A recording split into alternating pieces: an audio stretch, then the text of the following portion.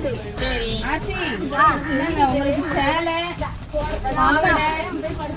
பாவாடை துண்டு இருக்கு சரியா? இது உங்களுக்கு சரியா? வச்சிடவா கட்டில என்னங்க இது வந்து மசாலா ஜாமான். சரி